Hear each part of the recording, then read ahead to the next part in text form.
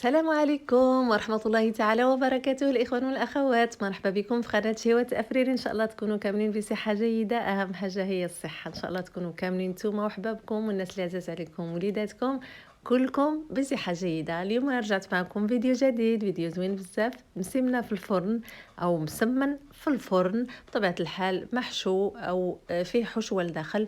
وبطبع الطريقه ديال التقطيع ديالو هذا كتبقى اختياريه، كل واحد يقطعها كيف بغى، كل واحد يزينها كيف بغى. الاهم حاجه الاساسي هي العجينه، وغادي نوريكم الطريقه كيفاش كدار. كنتمنى انكم تجربوها، كتجي زوينه بزاف، بنينه بزاف. غير هي كلوها من نهارها، ما تخليوهاش تبات، لان ملي كتبات كتولي دابله ما فيها ما يتكال. اهم حاجه انها تدار وتكال، لان هي الا كانت افراد الاسره 5 ولا 6 ديال الناس راه ياكلوها من نهارها. يعني ما ديروهاش بحجم كبير باش ما تباتش، وبطبيعه الحال الا باتت غادي ترميوها. كما كتشوفوا معايا المقادير اللي استعملت: 650 غرام ديال الدقيق، نوعيه جيده، ملعقه سكر، ملح حسب الذوق، فاني او فانيليا 7 غرام، واستعملت بيضه واحده.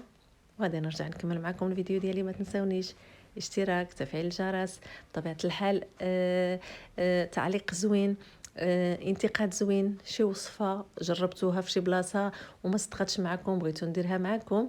وغادي نعجنوا بطبيعه الحال العجين ديالنا، وغادي نرجع نكمل معكم الفيديو ديالي.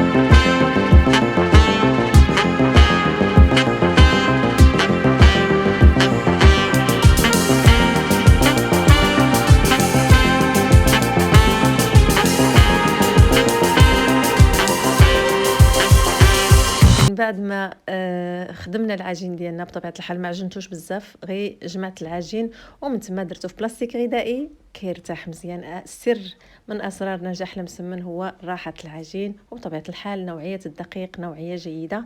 ومن تما كنرجع معكم كما كتشوفوا، دهنت غير شويه العجين ديالي باش ما تدخلش فيه الزيت لداخل. من بعد غنقسمو على 6 كويرات، 6 كويرات حجم متساوي. عينك ميزانك قسمي، ومن تما شوفي اللي صغيره زيدي من هذيك اللي كتكون كبيره. لويهم مزيان، ومن تما خليهم يرتاحوا واحد نص ساعه. صراحه انا ما خليتهمش يرتاحوا بزاف فتقطع معايا العجين، ولكن ماشي بزاف يعني. المهم خليوهم يرتاحوا. اهم حاجه في العجين هذا هو انه يرتاح، باش كيساعدنا باش نديروا ديك الكويرات ونخدموهم مزيان. وبطبيعه الحال ما تنساونيش اشتراك، تفعيل الجرس، تعليق زوين بحال وجهكم. وما تنساونيش حتى بالانتقادات ديالكم، اي وجبه اي وصفه شفتوها في شي بلاصه ما صدقتش معكم، مرحبا والف مرحبا. غنغطيو العجين ديالنا ونخليوه يرتاح، ومن بعد غادي نرجع معكم. كما كتشوفوا يعني العجين رائع، مرتاح مزيان، وعجين ناجح 100%. وغادي نرجع معكم نكمل معكم الفيديو ديالي.